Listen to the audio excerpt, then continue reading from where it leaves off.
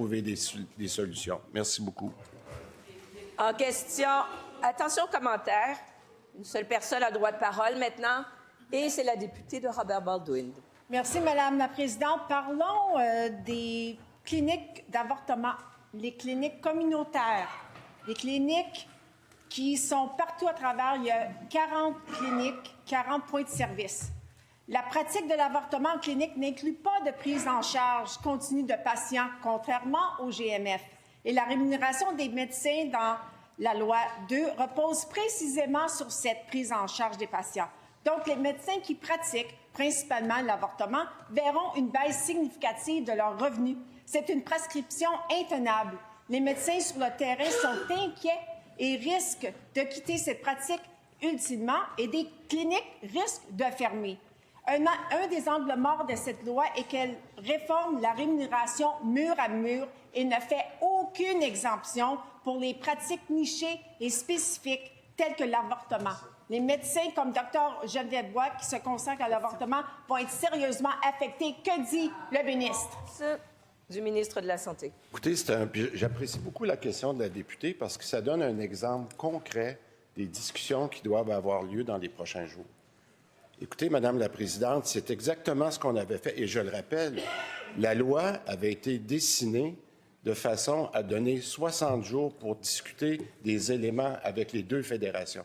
Le fait que la FMOQ revienne aux tables et pour discuter justement des aménagements, dont la tarification, parce que la tarification peut avoir un impact exact sur la façon dont les médecins, par exemple, travaillent dans des cliniques d'avortement.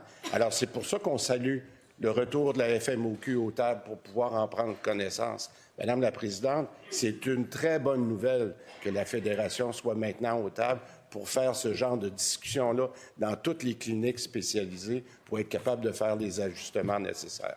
Merci beaucoup, Madame la Présidente. Première complémentaire. Encore projet de loi brouillon, parce que là, vous avez mis les médecins en période complètement, il y a une période d'instabilité et les femmes aussi. Parce que là, en ce moment, ils ne savent pas. Tout ce qu'ils savent, c'est, en ce moment, la rémunération, c'est lié à la prise en charge, puis dans les cliniques d'avortement, il n'y en a pas. Donc, les rémunérations, ça va être sérieusement affecté et aussi les cliniques vont fermer.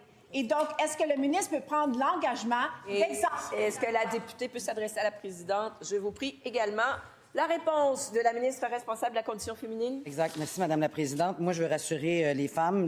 Madame la Présidente, il y a un plan d'action qui avait été déposé par ma prédécesseur. Là, on veut s'assurer que partout au Québec, les femmes puissent avoir accès à une interruption volontaire de grossesse ou à une autre forme d'interruption de grossesse, soit à travers la pilule abortive.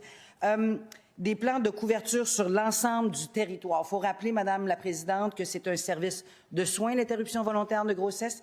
C'est un service qui est couvert par la Régie de l'assurance maladie du Québec comme toute autre intervention. Alors moi, je vais me faire rassurante auprès des femmes pour leur dire que cet accès-là va demeurer sur l'ensemble du territoire québécois et conjointement avec le ministre de la Santé, on va s'assurer que l'information soit bel et bien diffusée sur l'ensemble du territoire.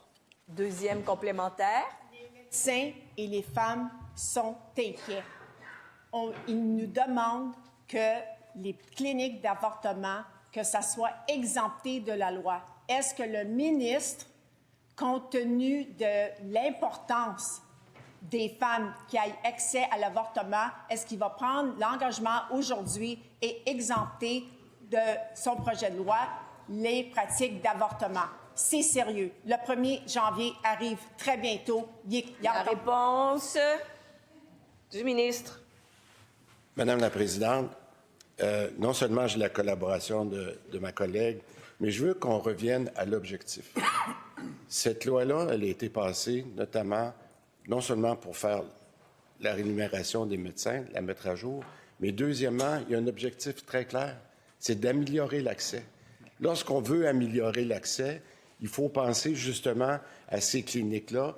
On a dit qu'on voulait s'assurer de l'accès des femmes aux cliniques d'avortement à l'échelle du Québec. C'est un exemple d'accès très concret que l'on veut faire. S'il y a des ajustements maintenant que les représentants de la Fédération sont aux tables, c'est exactement ce qu'on voulait depuis longtemps. Madame la Présidente, on va travailler sur